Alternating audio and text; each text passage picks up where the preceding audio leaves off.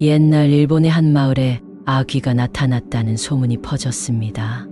이 아귀는 굶주림에 시달리며 사람들의 음식을 훔쳐가고는 했습니다. 마을 사람들은 아귀의 존재를 두려워하며 밤이 되면 집안에 꼭 잠그고 있었습니다. 어느 날 한 젊은 농부가 마을의 빈집에서 이상한 소리를 듣게 되었습니다. 호기심이 발동한 그는 소리의 출처를 찾아 나섰습니다. 빈집에 들어서자 그는 어둠 속에서 반짝이는 눈을 발견했습니다. 그것은 바로 아귀였습니다. 아귀는 굶주림으로 인해 비틀린 몸을 하고 있었고 잔인한 미소를 띠고 있었습니다. 농부는 두려움에 떨며 도망치려 했지만 아귀는 그의 목소리를 들었습니다. 너도 나와 같은 고통을 느끼게 해주마 라고 외치며 농부를 붙잡았습니다. 농부는 자신의 음식을 아귀에게 주겠다고 애원했지만 아귀는 그의 목소리를 듣지 않았습니다. 대신 아귀는 농부의 마음속 깊은 욕망을 파고들어 그를 고통스럽게 만들었습니다. 결국 농부는 아귀의 소나귀에서 벗어나기 위해 자신의 모든 것을 내주었습니다. 하지만 아귀는 결코 만족하지 않았고 농부는 아귀의 저주로 인해 평생 굶주림과 고통 속에 살아야 했습니다. 마을 사람들은 그 농부의 비극을 보며 아귀의 존재를 더욱 두려워하게 되었고 아귀는 그 후로도 끊임없이 마을을 떠돌며 사람들의 욕망을 자극하고 괴롭혔습니다. 이 이야기는 욕심과 탐욕이 불러오는 고통을 상징하며 아귀의 존재가 얼마나 두려운지를 잘 보여줍니다. 유레이오링은 일본의 전통적인 유령으로 주로 죽은 사람의 영혼을 나타내며 흰색의 긴 옷을 입고 있는 모습으로 묘사됩니다. 유래와 관련된 유명한 이야기가 몇 가지 있습니다. 나미타리 유레 뽀체리요링, 이 이야기는 한 여인이 불행한 죽음을 맞이한 후 그녀의 영혼이 바다에서 나타나는 이야기입니다. 그녀는 자신의 억울한 죽음을 풀어주지 못한 채 남편을 그리워하며 바다를 떠도는 유령으로 묘사됩니다.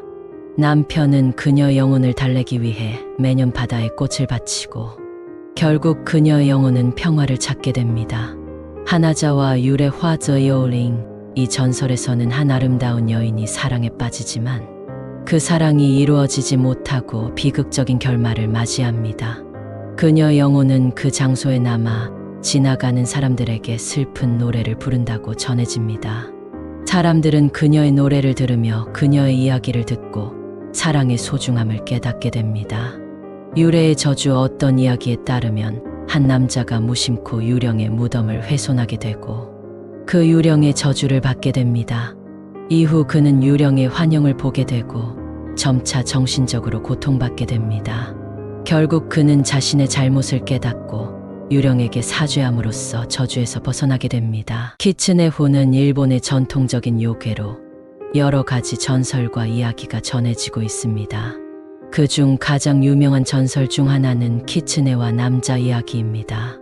이 이야기는 사랑, 희생, 그리고 진실에 대한 주제를 담고 있습니다. 이야기의 배경: 옛날 일본의 한 시골 마을에 한 젊은 농부가 살고 있었습니다.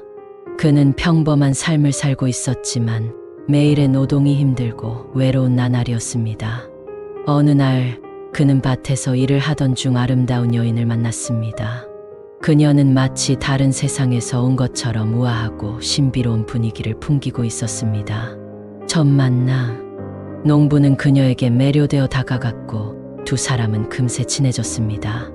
여인은 자신을 사쿠라라고 소개하며 농부의 농작물에 대한 이야기를 듣고 도움을 주겠다고 합니다. 사쿠라는 매일 농부의 곁에 있어 농사를 도와주었고 두 사람은 서로 사랑에 빠지게 됩니다. 비밀의 고백. 그러나 사쿠라는 자신의 정체를 숨기고 있었습니다. 그녀는 사실 키츠네로 인간의 모습으로 변신할 수 있는 능력을 가진 요괴였습니다. 시간이 지나면서 농부는 사쿠라와의 사랑이 깊어지자 그녀에게 진심을 털어놓고 결혼하자고 제안합니다. 사쿠라는 기뻐했지만 자신의 정체를 밝히는 것이 두려워 망설였습니다.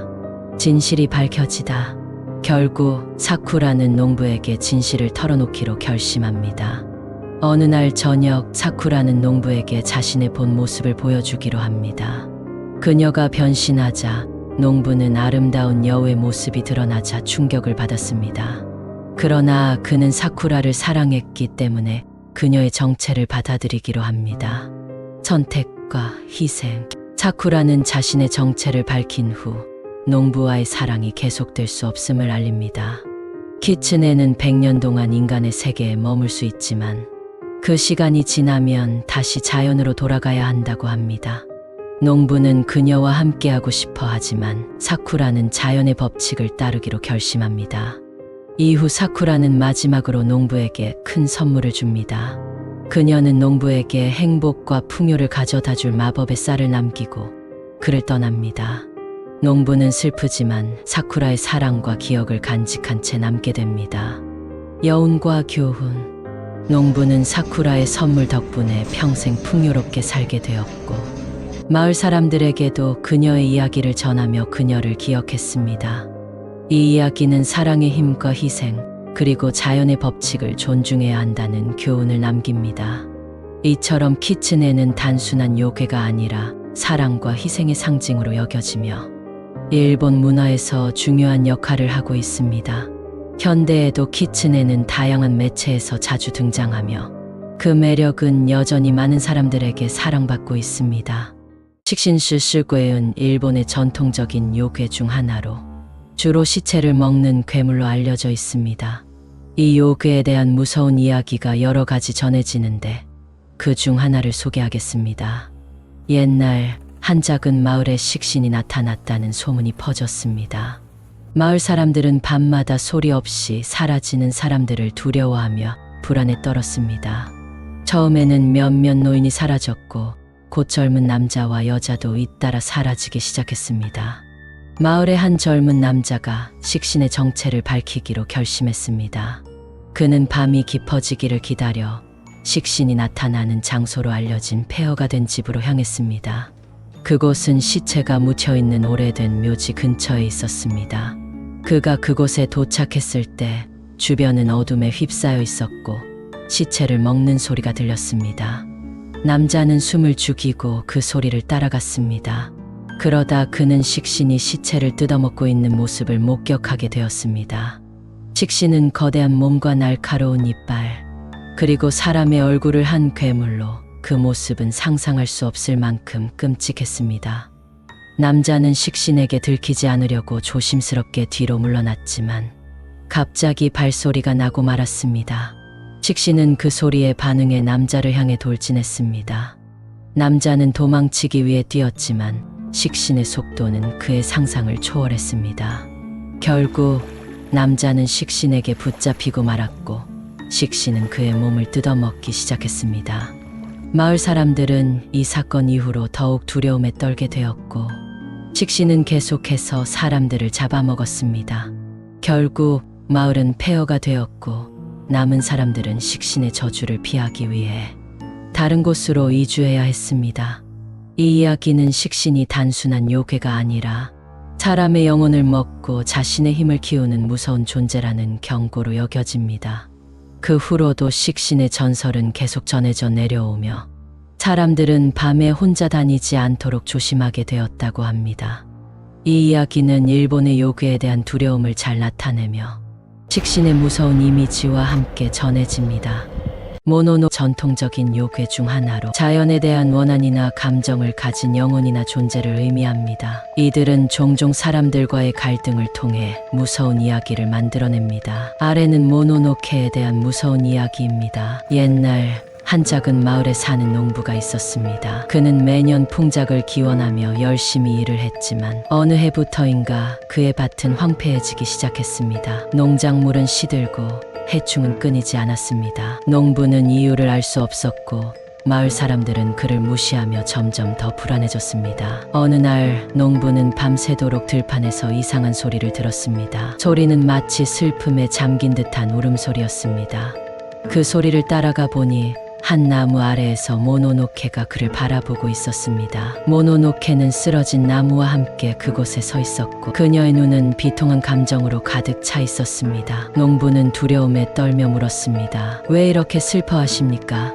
무엇이 당신을 괴롭히고 있습니까? 모노노케는 대답했습니다. 나는 이 숲의 수호자였으나 사람들의 욕심으로 인해 내 나무가 베어지고 숲이 파괴되었다. 이제 나는 원한을 품고 있다. 너희들이 나의 숲을 파괴하는 한 나는 너희에게 저주를 내릴 것이다. 농부는 그 말을 듣고 두려움에 떨었습니다. 그는 마을 사람들에게 이 사실을 전했지만 그들은 믿지 않았습니다. 오히려 농부를 비웃고 더 많은 나무를 베어내기 시작했습니다. 그 후 마을에는 재앙이 닥쳤습니다. 이상한 병이 퍼지고 가뭄이 찾아왔으며 사람들은 하나둘씩 병들어 죽어갔습니다. 농부는 자신의 잘못을 깨닫고 다시 모노노케에게 가기로 결심했습니다. 그는 숲 깊은 곳으로 가서 모노노케에게 무릎을 꿇고 사죄했습니다. 제발 저희가 잘못했습니다. 당신의 숲을 다시 회복하겠습니다. 저주를 풀어주십시오. 모노노케는 잠시 생각하더니 농부에게 말했다. 너희가 진심으로 반성하고 숲을 회복하려고 노력한다면